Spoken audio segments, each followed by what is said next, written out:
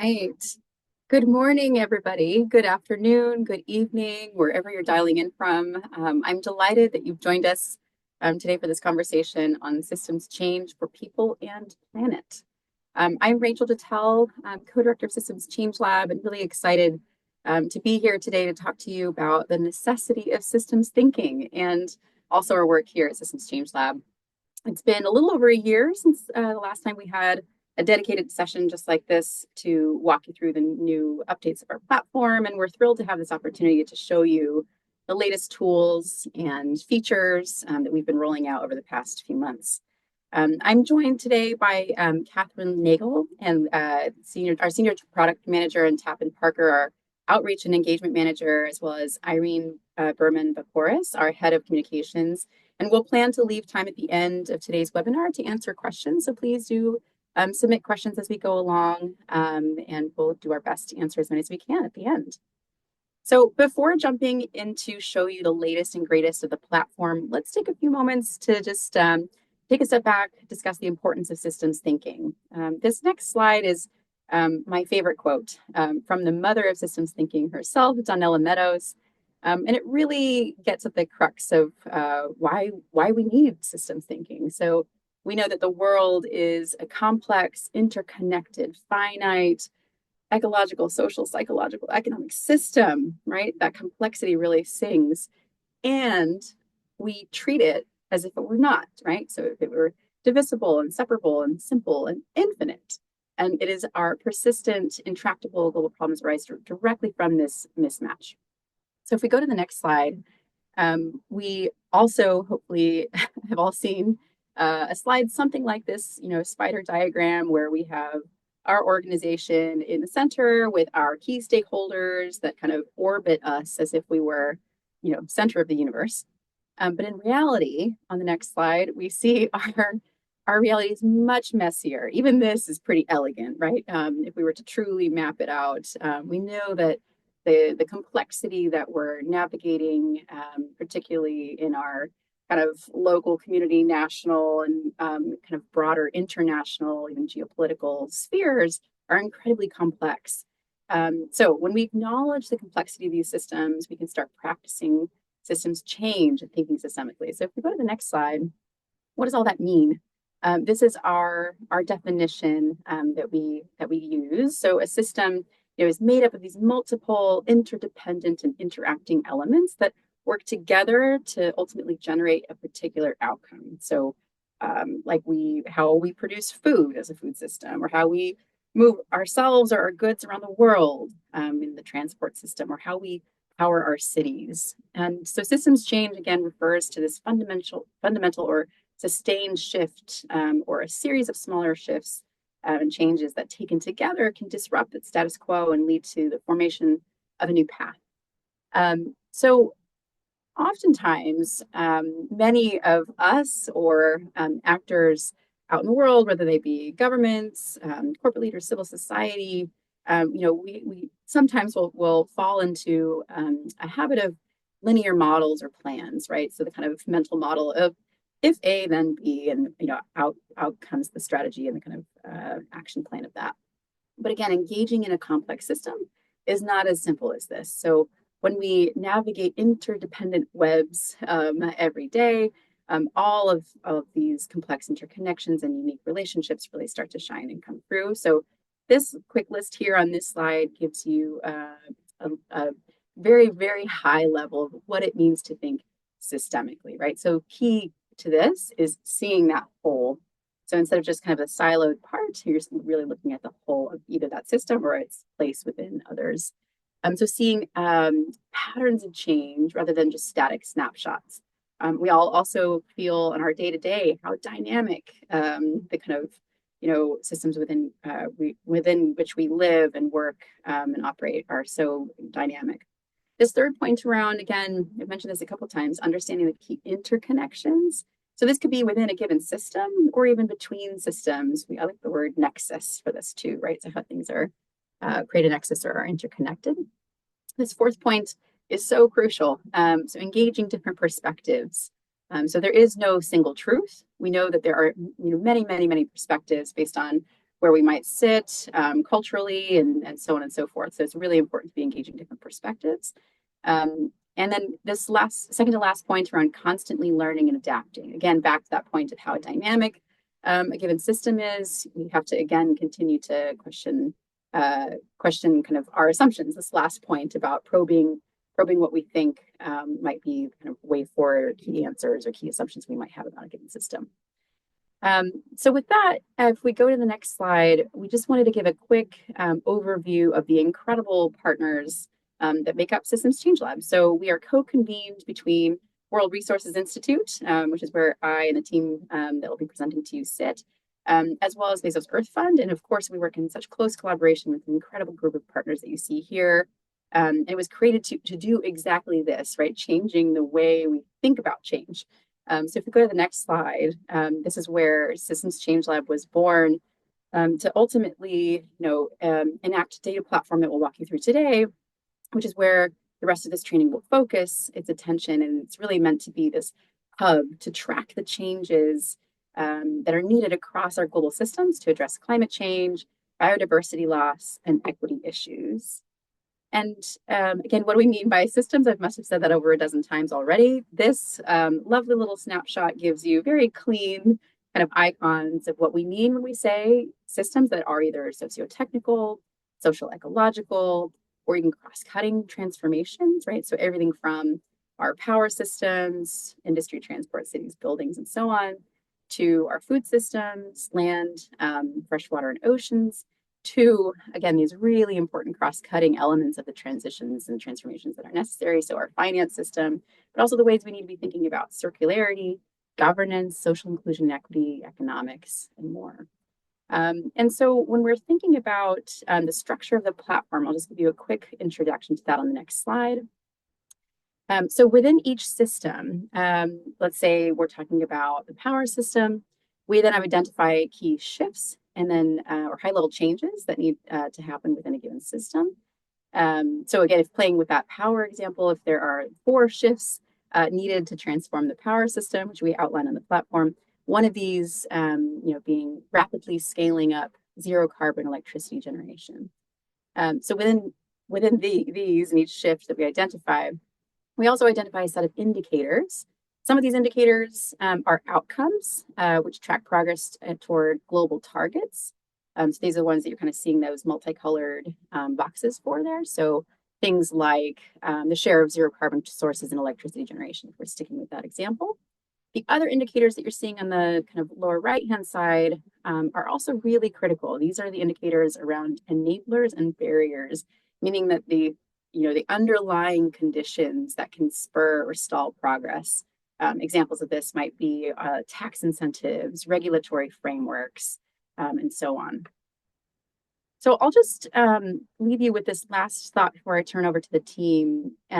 We talk a lot within Systems Change Lab about this duality of reality. So we know that, tracking progress across all of these shifts at the global level shows, a grim picture. We know we're off track. That being said, when we zoom in and we also look about how we can think systemically, we can also see that change is happening. It's happening country by country in key jurisdictions across the world, enabling condition by enabling condition. And you'll see these kind of like beautiful curves upward that are kind of signifying an S curve when it comes to renewables in this quick example. But so much of the change that we need is beginning to occur, even if it's not happening at the global pace and scale that we need. And so it is so important, again, holding the whole and thinking systemically that we hold both of these, that we are off track, but that there is incredible momentum. And you're basically here to learn more about a tool that's looking to help with the learnings of how we increase that rate of change. So with that, I'm delighted to turn it over to Kathleen Nagel, our Senior Product Manager, who will give you an overview of some of the exciting new updates that you can find in the platform. Kathleen, over to you. Thanks, Rachel. So hello, everyone. My name is Kathleen Nagel, and I'm the Senior Product Manager for Systems Change Lab. I guide our product strategy to ensure our data platform meets the needs of our users and also our research. Since our last training, we've had quite a few updates on our platform to make our site easier and more intuitive to use. I'll be introducing you to a subset of these today, but if you want to learn more, you can check out our News and Insights page. The updates that we'll be covering in this training include a brand new design for our Shift page, an optimized navigation bar, a new Getting Started page, and new information on data gaps that have been identified by Systems Change Lab. Our Shift page was redesigned with the intention of helping you quickly access both our data and our research. There are two major changes that were made in order to accomplish this. First, we reduced the amount of space that our Shift narrative takes at the top of the page. And second, we combined all of our indicator information into one central location instead of having it in multiple spots on the page. If you were to look at any of our Shift pages, you'll see that each indicator now has an Expand and Explore button. If you click this button, a new window will appear that includes all of the key information you should know about an indicator. That information includes what system and shift this indicator is part of, a link to other variations of this indicator if it appears in more than one system or shift, what data is available and if there are any data gaps. It'll include information on why this indicator is important, what sources were used, and also any additional notes on our research and data methodology. And lastly, we've also added a few quick buttons so that you can move backwards and forwards between indicators and so that you can download our data in various formats. In addition to these updates on the Shift page, we also published two new pages to help you better understand Systems Change Lab's data and framework. Here's a quick peek at our optimized navigation bar, which shows you where you can find these new pages. Our Getting Started page highlights the structure of the data platform, breaking down what we mean when we say systems, shifts, and indicators. And it also includes use cases showing what kind of information you'll find on our platform and how our research could be used in your work. Our second new page highlights the data gaps in Systems Change Lab. This page is in particular exciting for us as we hope Systems Change Lab can be not only a place to find data, but a place to advocate for additional data that is needed to assess global progress. So on this page, you'll learn about how we approach and categorize different types of data gaps and also what can be done to fill them. So that was a really quick summary of all the updates that we've done, but I'm actually going to pass it over to Tappan Parker, our outreach and engagement lead, who will do a live demo of our platform and show you what all these updates look like in practice. Thanks so much, Kathleen. As a reminder, we're going to leave time at the end of the webinar to answer your questions, so please do continue to use the Q&A feature, and we will do our best to answer as many questions as we have time for after this demo. So let me just quickly share my screen. There we go. So just for folks who maybe haven't visited Systems Change Lab for the first time, you can get to here by visiting systemschangelab.org. And what you'll find here is basically this is a hub for data on all of the interconnected systems that we are tracking. But not just data, also research, also many other things that are available here. And I'm going to show quite a bit of this as well, including many of the pages that Kathleen was talking about. I'll show you how to get there, what they look like in practice, things like that. So what you're going to see here when you first navigate to Systems Change Lab is this homepage, which is going to provide you with kind of a high-level overview of who we are, some of our high-level pages as well, including our data dashboard, learning more about systems change if you want to dig into the details a bit more, and access to more information on our different systems as well. We also always provide the latest updates here, so if you're just looking to see what's going on, what are the new events, what are the good new insights we have, this is the best place to come for that. And also, you can always get a sense of who we're partnering with and who we're working with for any of this. As Kathleen mentioned, we have this brand new Getting Started page. This is honestly one of the best things that we've done recently, in my opinion, because it's just a great hub to come to get a sense for everything that we're talking about. What is the framework that we're using to talk about systems thinking and systems change, and how does that work in practice with the platform? So you can navigate here from the About section, as I'm doing here, to this Getting Started page, and this will again show that great image of the structure behind Systems Change Lab, as well as more information on what we're tracking, the different systems pages, how we're defining shifts, the different indicator types that we have, outcome indicators, enablers, and barriers. And then as well, information on the different use cases we might have for Systems Change Lab. This includes both what you might be able to find that might be of interest to you, as well as how you might be able to use Systems Change Lab in your own work. This is just a sampling of some of the things that we've seen and some of the more popular things that we've heard from different kinds of users. And there's, of course, many, many more different use cases that people may have, and we'd love to hear from you on that. From here, if you're interested in learning more about systems change, you can actually navigate from here. And I'm just going to try and do so. And I'm actually forgetting where this link is. So I'm going to do this the easy way for me, which would be to go to the About section here and go to What is Systems Change? Again, this will just define for you what is systems change, what is a system, what is systems thinking, and more, to help you just understand what we're talking about in this context. From here, I'd also recommend checking out the systems and shifts page that we have. We have this on Explore Shifts, and again, you can also access that from the Getting Started page. This will give you just a sense for our whole framework that we're talking about with Systems Change Lab. This helps you see the framework of transformations needed for each system all in one place. And so from here, you can actually see what we're tracking, what we're showing is on track and off track, and how we're overall seeing this these different scales of change that we're talking about for each system and how they might align with each other. And you can see here there's quite a lot. And of course, we haven't published all of our systems yet. We only have 8 systems online so far. But using this page, you're able to see what the different shifts we are planning to publish look like. And those will all be coming hopefully relatively soon, later this year or early next. From this page, you're able to navigate to any of these system pages by either clicking on the system name itself or clicking on the shift if you'd like to go to a particular shift. You can also navigate to any of these as well from the system section over here. Say if you wanted to navigate over to power, you could do that and either explore the power system from here or click on one of these shifts as well for easy access.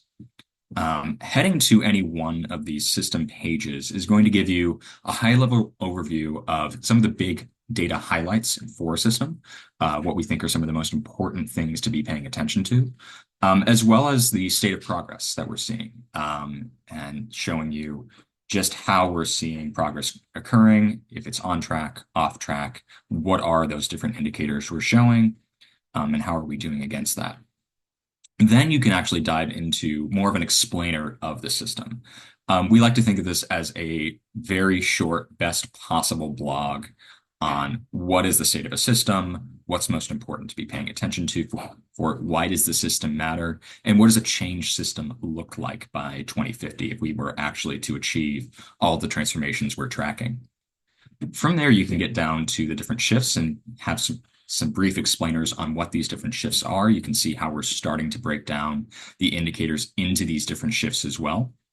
And then as well, at the very bottom here, there's also usually a link to a slide deck for each of these systems that covers a lot of what we'll be talking about here, but also has some nice graphics and a really nice curated, good PowerPoint that you can use for your own work if you'd like to.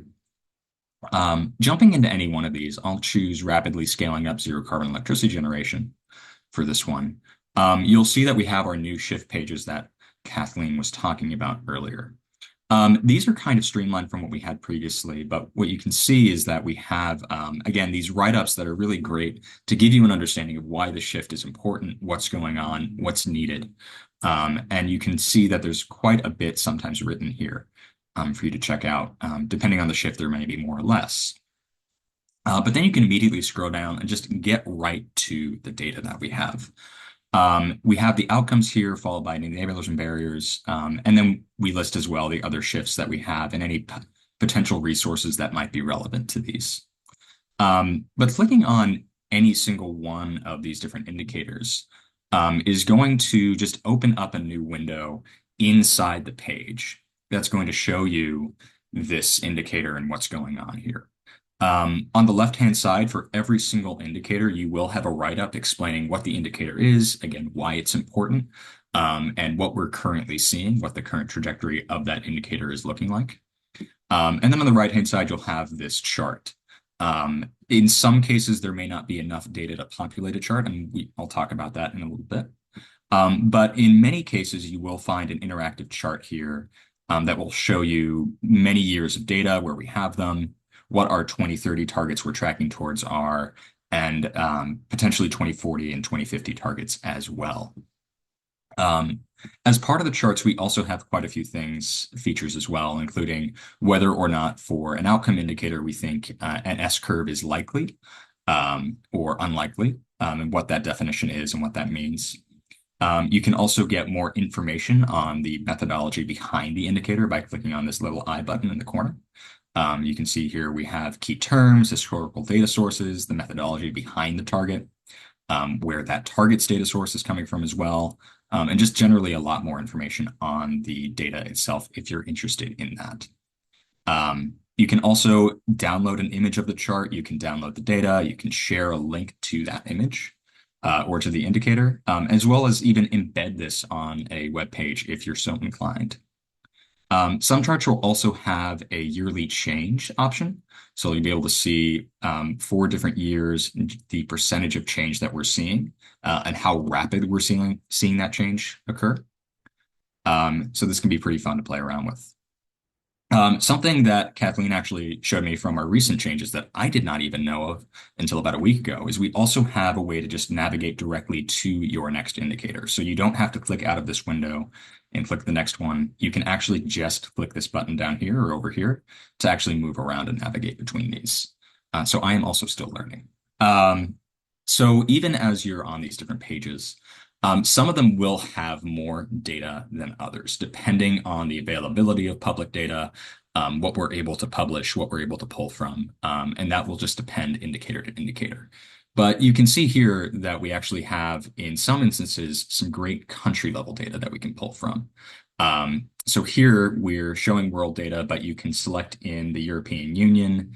Perhaps you want to pull in data from Brazil. And maybe lastly, we'll pull in Canada as well to see a few examples of where different countries are trending.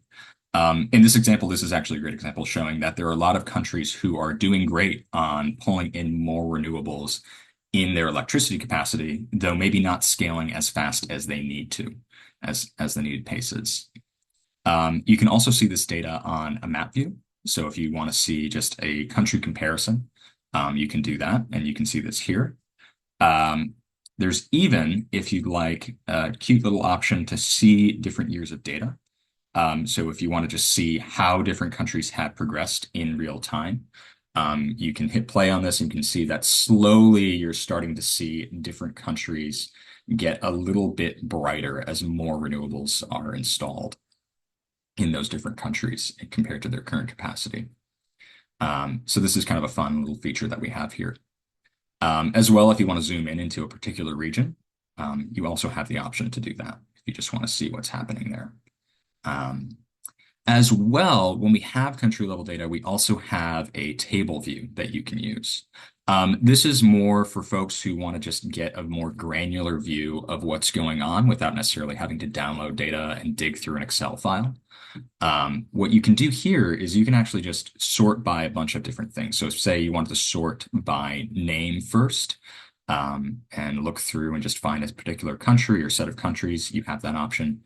If you want to sort by which countries are doing the best, that's an option as well as seeing which are doing the worst. Again, always compared to that global average that we're seeing as well.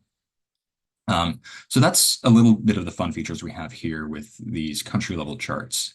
Occasionally, we will also have these disaggregated charts, which will actually show you 4 different indicators of further breakdown of the data that we have, usually by technology.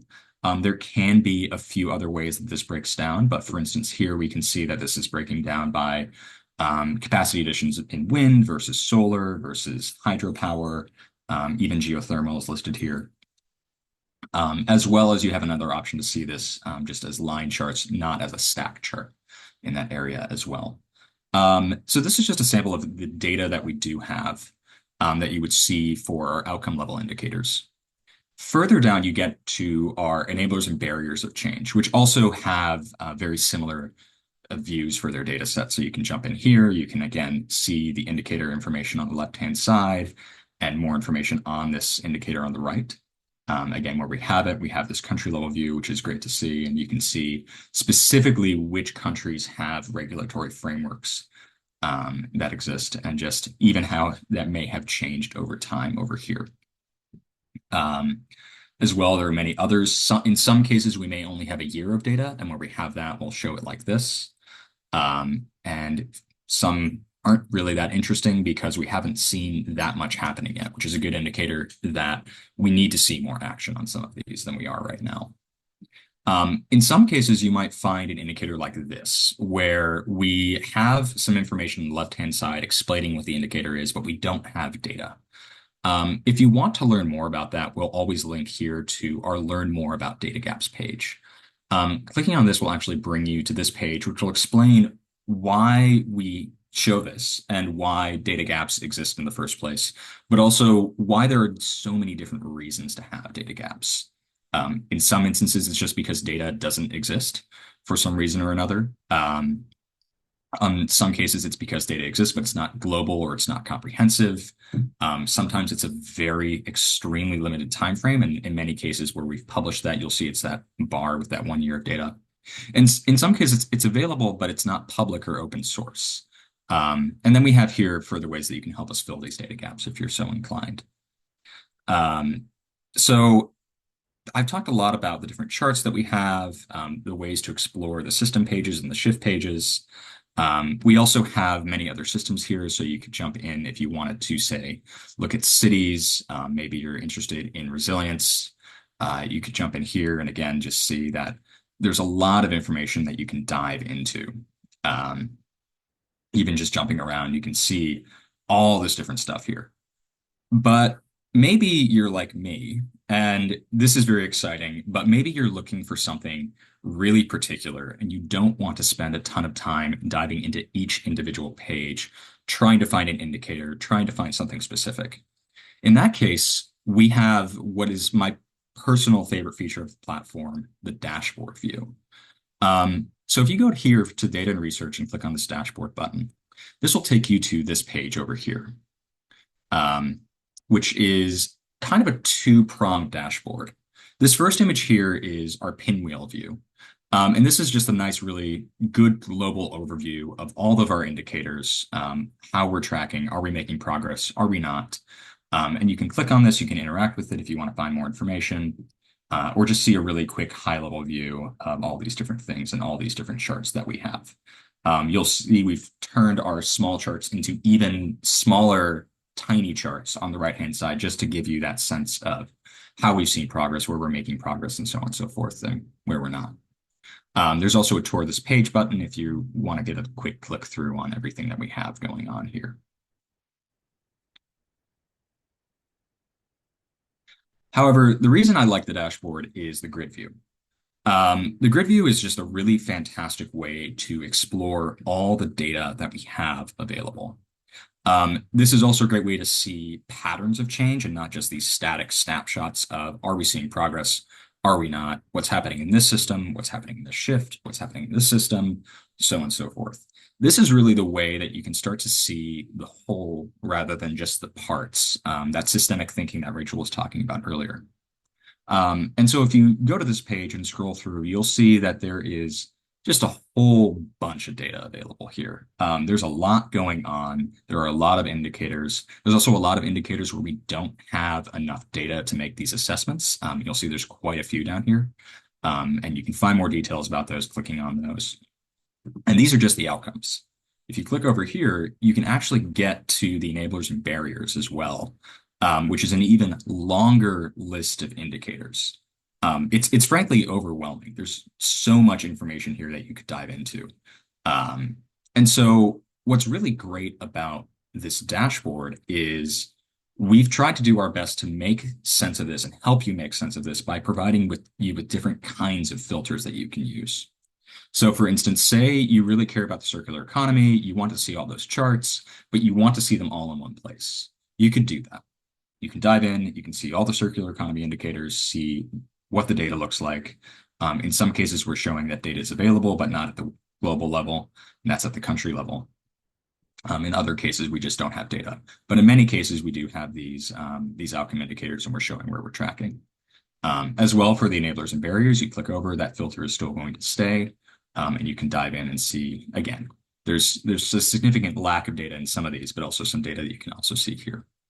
But say you want to look for something specific. Maybe you want to see more on regulations and incentives related to the circular economy.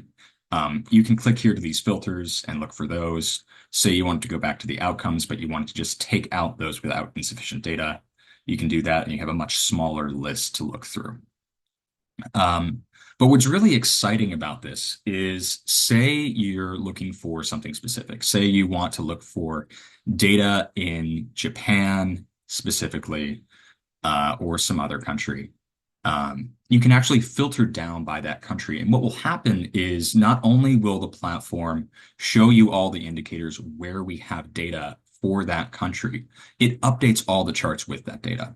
So right now we are looking at all of the indicators with Japan data and actually showing the Japan data for you, so that you don't have to then click on this expand and explore, be taken to another page, and have to then navigate back to the platform to actually see the data you're looking for.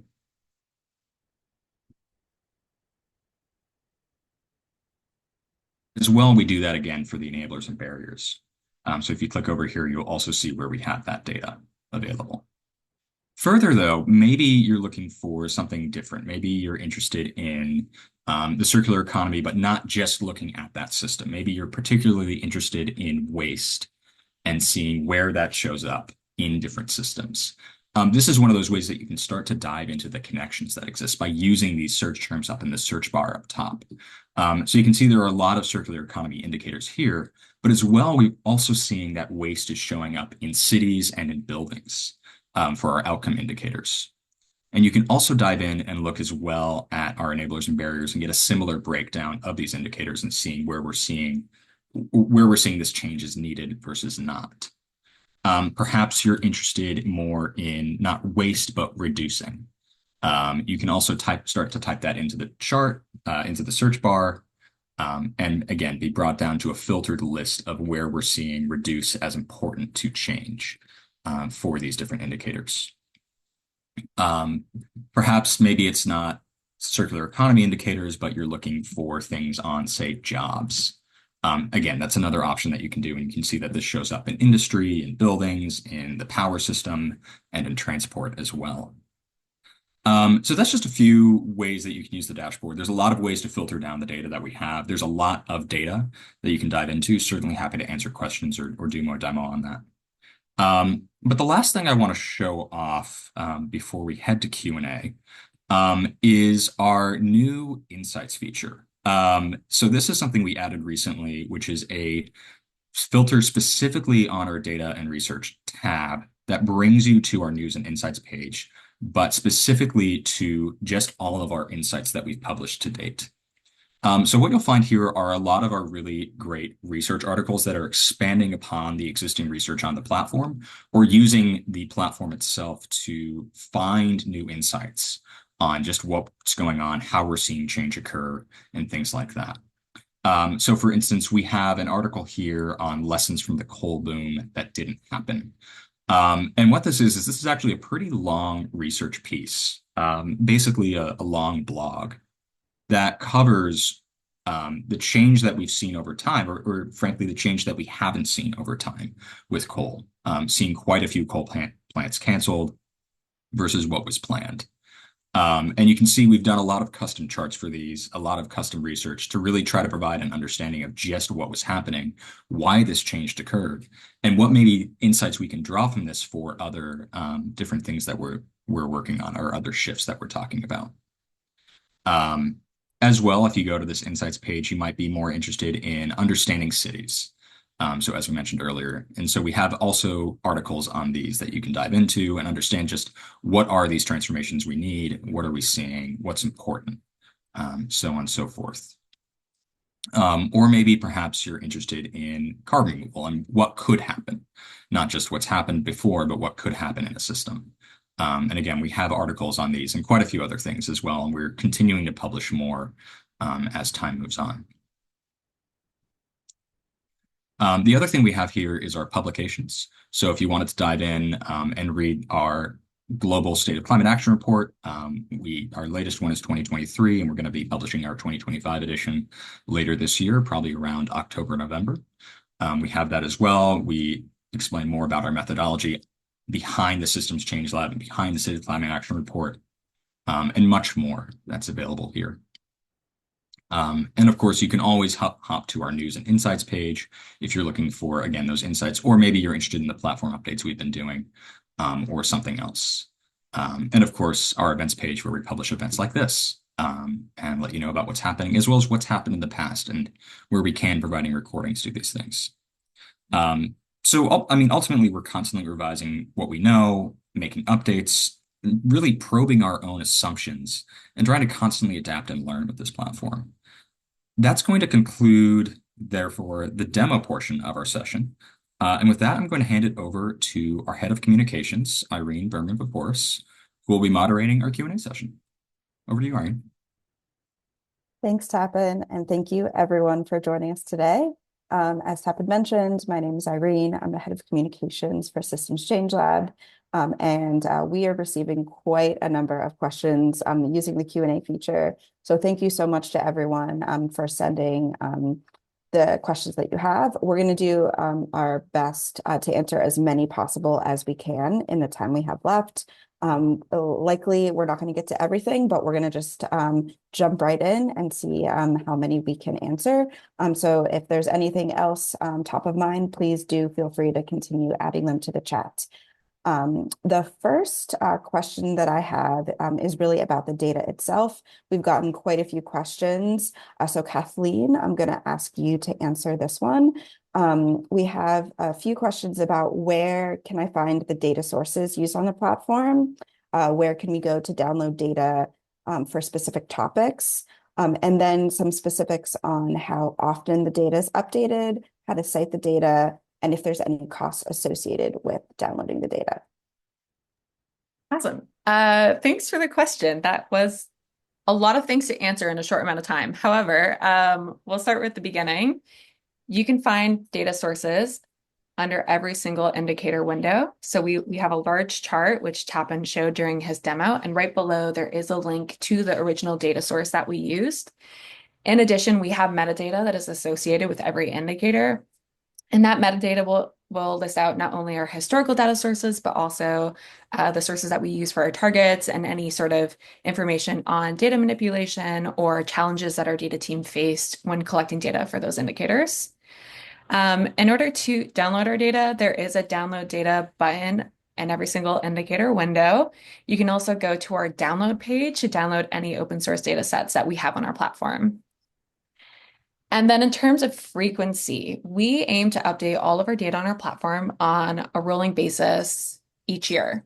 Sometimes our data sources that we use only update the data on like every 2 years, every 4 years. So we try to cater to that cadence. But yeah, so that's how we aim to update our data. And then on top of that, in terms of citing our data, you should be citing the primary source, but also for Systems Change Lab, if you want to learn more about our permissions and our licensing, you can go to our licensing page, which a link will be dropped in the chat as well. And then lastly, our data is, for the most part, open source. It's free to download, free to access. You do not have to pay to use our data. There is a very small percentage of our data sets that are not open source. We have agreements with the data provider. In those cases, we link directly to the data provider and where you can go and purchase that data from them. And I think that's it. Thank you. Fantastic. Thank you, Kathleen. The next question I have, I'm going to direct to Tappan. We have a question, if you could please discuss how this resource has been used so far and provide any examples of how national or subnational policymakers, companies, program designers, and others might end up using this tool. Yeah, that's a great question. So there's a few different use cases we've seen for the platform to date. I'll talk about some of the more common ones. As I mentioned earlier, there are definitely lots of different ways to use this. It's a really expansive resource. There is a lot of data and research we have available. And so we're constantly hearing of new ways that people are using it. Um, some of the biggest ways, though, are I'll name five. So one is really using our research to try and understand systems change as it's happening, but also to use these this framework of systems change that we provided, the set of transformations, the set of outcomes we're seeing, the enablers and barriers that can help unlock change to then inform their own theories of change, inform different priorities, inform different strategies. Um, Basically, using this global framework to then help define what other actors in the space, whether that be policymakers, whether that be investors, private companies, should be doing to direct their limited resources to actually create the most impact that they can.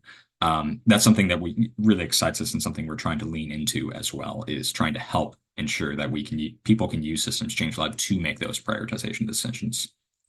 Other ways we're seeing it used as well, though, are because this is probably one of the more comprehensive platforms out there with a set of global targets for all of these different shifts and indicators that we have. There's not a lot of others that do that as comprehensively as we've done. We've also seen a lot of different actors use our indicators to help inform their own targets.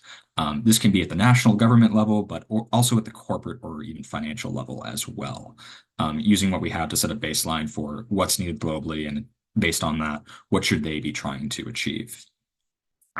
We've also seen people just using Systems Change Lab to just track progress generally, whether that's on broader trends that they're seeing and what they care about, or seeing how is my work contributing to progress and what might that look like? How might I track that?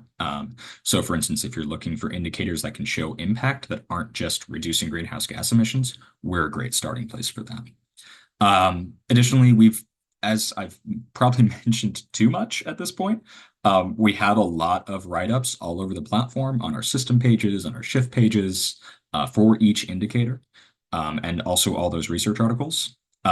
There is a lot of really good work that's gone into that, to try and make that evidence as compelling as possible, to provide people with data and messaging, really to try and, as best we can, support effective communication and advocacy for action that can actually help drive systems change. And then, of course, we really, this is the last one I'll cover. And again, there's many more. And if you want to let us know about some way that you're using Systems Change Lab, please do feel free to reach out to us on this. But I think one of the things we've really been trying to do is also show that there is this duality of reality. There are a lot of things that are off track, that are not progressing like they should, but there are a lot of things that are. And especially in our insights articles, we've really been trying to drive that point home, trying to publish articles that show that rapid change has occurred, can continue to occur, and really show that, give inspiration for what might be possible. Thank you for the questions. It was a good one. Thank you, Tappan. We've had a couple slightly related questions. I'll direct this one to Rachel. Do you track use cases, for example, like where philanthropy has used your data to inform a grant? And we also had a similar one, if you could share examples of how NGOs, whether global or local, who have been using the data and how you might have collaborated with them. These are great questions, and some of our favorite, because it means that folks are keen to figure out how they can leverage what we're developing.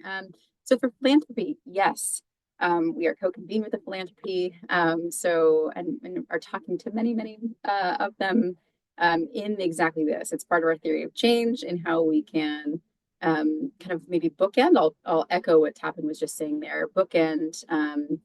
And even with a kind of a little bit of a loop in there, again, this adaptive nature of how we're thinking about the systems. So on the one end, it's really thinking about how we are used as a tool to help inform strategy, focus areas. Our kind of keyword internally for it is prioritization. It's something that we definitely want to continue to explore because there's ways you can use the platform now to get at this question of like, what should I prioritize, whether that be how close it is to, potential tipping point, if it's exponential likelihood, if it's heading in the wrong direction, red flashing lights, this needs the most help. If you're seeing an indicator across many different systems like this, there's many ways you can, at the moment, come to the platform and kind of find these ways of how you might prioritize.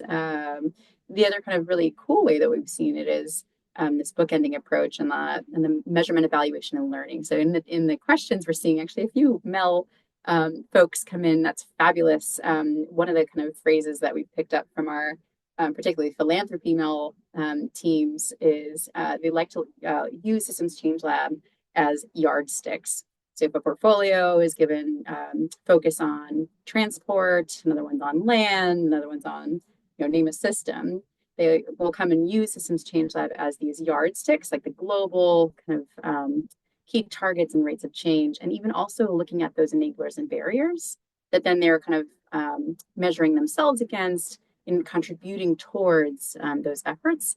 And then kind of, again, this like loop around with the learnings of how their portfolios are laddering up to that. So that's the philanthropy one. Similarly for NGOs, I mean, I think the cool thing there is, we're a one-stop shop, if you like, for a pretty cohesive way to come to the platform and just pull data. So please pull data and use it far and wide. We've tried to be really thoughtful in this. You've heard Tappan mention and talk about and show you in the demo, like how to pull down every single chart. We also have done some of the lifting for you to make it look beautiful. We've done the PowerPoints that you can just take and run, make your own. The charts being, white background, if not now or soon. So trying to really make it quite easy for you to kind of take and run. And then the other thing to say there is some of our other favorite conversations are around, how ideas you might have and how we might collaborate. We're really welcome those and open to that. So if you're open to that, throw it in the chat too. We'll catch details. Thanks. Thank you, Rachel. That's extremely helpful. We've gotten a couple questions with people really eager to know when some of the other systems will be added to the platform. Kathleen, can you give us some info on that? Yeah, so I'm happy to announce that our economic system is going to be launching in April. And then our food and agriculture system will be launching soon. In terms of our other systems, like our governance system, forest and land, freshwater, ocean, you can expect updates on that later this year. If you'd like to be notified of our system launches, sign up for our newsletter. Fantastic. Thank you, Kathleen. And yes, as Kathleen mentioned, we have our researchers and data team working extremely closely on all of the remaining systems, and we're making some really exciting progress and are really looking forward to sharing the latest with you as we get closer to launching these live on the platform. But April will be a very exciting month with the economic system. So please stay tuned for that. One of the next questions we have is about the target users. So Tappan, would you be able to speak a little bit to who the target users are for the platform? Is it climate scientists, national climate adaptation managers? And then in addition, can you give any high-level learning on what we've had about what people find particularly valuable in the platform, and maybe even like what we might expect to see in the future? Yeah, for sure. So I would say, in general, we have a couple very high level target users. I'm going to use our broader WRI team is going to hate me for using this term, but we think of decision makers as a key target audience for us. That obviously covers a really wide range of people, but we really do think about the research that we're providing as being able to help enable better decision making, which is why we use that term. But more specifically, we think about folks like policymakers, like fund managers, asset owners, people who are either trying to decide how to make policy and what policies to prioritize, or who are thinking about where to spend their money, how to spend their money, and how to spend their money so that it is most effective and most impactful. So those are two really big use cases for us. We also think as well about private companies who may be trying to think about what do they need to do to be climate aligned, to be net zero aligned, to be working towards better biodiversity, nature, environment, what have you, goals that they may have. So those are some big folks that we think about. At the same time, this has also really been a huge research effort. And we really want this to be something that is also just generally very informative. So we also think about an academic audience or a public audience as really core to this because this, at the end of the day, this information is only as useful as it's known and as it's available. And being able to actually use this to just have a better understanding of the climate crisis, but also the solutions that are possible and that we can really attain and achieve, I think is really powerful for that. And then, Irene, there was a second part to that question, and I have now forgotten it. If you could remind me. Very fair. It's definitely a lot of information. The second part of the question was if there's any, high-level learnings on what users find particularly valuable, and maybe what they can expect to sort of see in the future in terms of changes and updates. Yeah. So I would say the maybe the three things that I think folks have found most valuable. One is just the aggregation of all this data. If before Systems Change Lab existed, if you wanted to look into what's happening in the energy system, what's happening in transport, what's happening in buildings, you'd have to go to at least three different sources, possibly many more, possibly dozens more, to get that information. One of the really big things that we've done is just save people time. It's not like we are publishing a lot of new data. There is some new data that we're putting out there, but a lot of what we do is pulling data from a lot of different sources to publish what we have, and then providing, of course, our own backing research behind that, and our own insights into what the data is telling us. But just aggregating that all in one place is such a huge lift and has saved so many people I've talked to just a ton of research time. And it's easy just to go here now, use what we have, and not have to spend hours, days, weeks trying to pull this all together, trying to do the research. We've done that for you. At the same time, what we've also heard is providing the overall framework is very helpful for a lot of people, whether or not they are new to a space. Say you are new to transport. Maybe you know that electric vehicles are important, but you're not quite sure what these other things that matter are. What are the other shifts we need to see? What are the other big transformations? Our framework has helped folks find that, and they find that very useful. But at the same time, it's also great to see that side by side with, well, I know that for us to electrify our vehicle fleets, we also need to have more renewable energy. What has to happen there?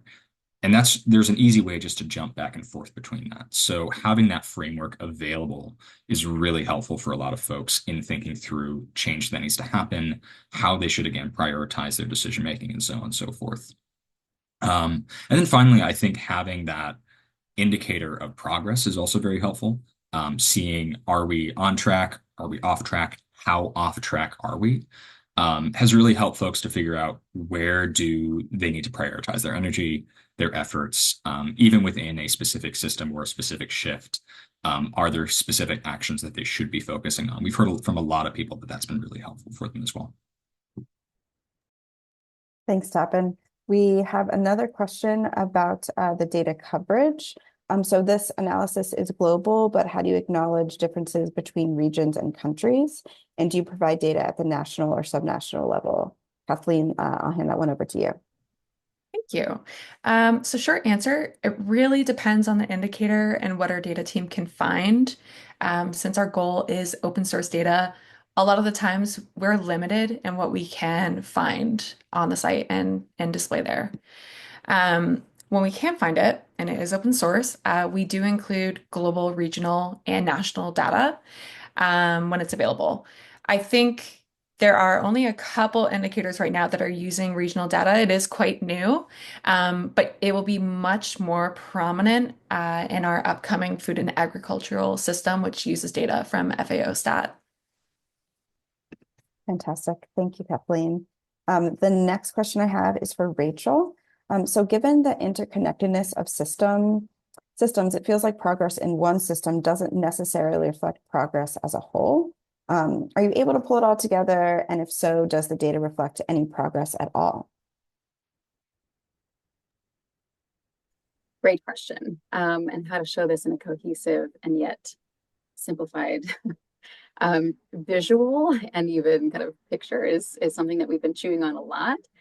So when Tappan did the demo, you saw when he clicked over to the dashboard, there was two views of the dashboard. One was that incredible grid with the filters on the side. You can really play with all of the indicators that we have in the data platform. That's one view. So you can quite literally click into what you're looking to see side by side. The other view that he showed, though, in that dashboard was this pinwheel. So this kind of beautiful wheel of all of the data, all in one kind of picture. So that is another take on this question of like, yes, interconnectedness, but what does it look like if you were to try to visualize it all together? And then finally, we'll put this link in the chat, but State of Climate Action Report is an amazing series. So this is kind of our flagship knowledge product, an annual report that we put out every year, and kind of really looks at the top 42 indicators when it comes to particularly the climate piece of this puzzle. But it does cut across, the key systems or many of the key systems that you'll see on Systems Change Lab as well. So we'll put a link to the chat and from our last 2024 Insights article on this so that you can get kind of, the best synthesized snapshot of the state of progress against the multitude of systems from 2024. And more soon later this year, as Tappan mentioned before, for the 2025 State of Climate Action Report to come before COP30. Thanks, Rachel. Now I'm looking at the time and we are almost at the end of our session here, but I'm going to see if we can sneak in just a couple more really quick responses just to try to get a few other questions answered. So Tappan, is it possible to select and simultaneously compare several indicators from different systems? I'm going to say yes and no, which is kind of a cheating answer. If you go to the data dashboard, you can definitely filter down by different systems and do it that way. So maybe you're looking at all the power indicators and all the transport indicators. Perhaps if you look for things related specifically to energy, you'll be able to get a more curated list. Or you might be able to just filter down to a certain extent to just find indicators that relate close enough and be able to look at them sort of side by side. However, there's not yet a way to directly compare 2 or 3 indicators that don't have some kind of direct relation like that from that data dashboard on the platform. And it's a feature I would love to have, quite frankly, because I think that would be super cool. But it just hasn't been the top of our list. Quite frankly, we're still just trying to get all the research out there first and foremost, and that's been our priority. One way I would advise if you want to do that is figure out the indicators that you're interested in looking at and download either images of those or actually even downloading just the direct Excel of that. We also do have that embed feature. So if you are creating your own website, you do have that option to do that yourself. But we don't yet on the data platform have that feature, but it is something that I've heard requests for, and I personally would also love to have. Thanks, Tappan. And one of my favorite features of the data dashboard is our search bar. So if you search by a key term, you can find an indicator across all our different systems that relate to that term. So that's also very useful as well. I'm going to jump in because I didn't mention this in my demo. I love that search bar. It is very specific. It will not make assumptions for you. So if you type in power and you're looking for energy, it will only pull up things that say power and not things that say energy. We're unfortunately not powered by Google. So that's not something we're able to do yet. Maybe something for the future, but did want to flag that. All right, in a lightning round for our last 2 questions, Rachel, are there any resources you would recommend to learn more about systems change? Too many. Yeah, you really can't go wrong. I think whether you're going to look at a particular framework, whether it's multi-level perspective, Theory U is put in the chat, name a tool, or there's an incredible set of resources to help kind of give you an introduction. So Form for the Future has a school of systems change, and there are so many more. But yeah, you can't really go wrong. So happy hunting in your research in terms of what feels right for you. And the other quick thing to say is key reading. So Donnell and Meadows was the quote that we opened with, Peter Senge, and there's so many more incredible thinking, so much more incredible thinking and authors out there. So yeah, you can't go wrong. Yeah, welcome. Thank you, Rachel. And I will just wrap up with one question that I saved for the end because I think it's just useful to have top of mind. And it's really what's the best way to connect with the Systems Change Lab team to either provide feedback or answer questions that might not have been answered today. And you can reach out to us anytime via our contact page, which is systemschangelab.org/contact. We'll drop that in the chat for you. You can also email our data team if you have specific questions about the data or have a source that you know of that we are not using, and that's data@systemschangelab.org. We'll drop that in the chat as well. We really just appreciate all of you for staying with us today. We've been so excited about all of these new changes and updates to the platform that we're just so excited to share with you. If you want, we will be emailing a recording after with this presentation as well as the slides. And feel free again to reach out to us if you have additional questions, as we're always really looking to improve the platform. We're excited as we look forward to some additional system launches this year. So please stay tuned and subscribe to our newsletter if you would like to stay updated on when the latest research and data is dropping. So thanks again for joining us and have a great rest of your day.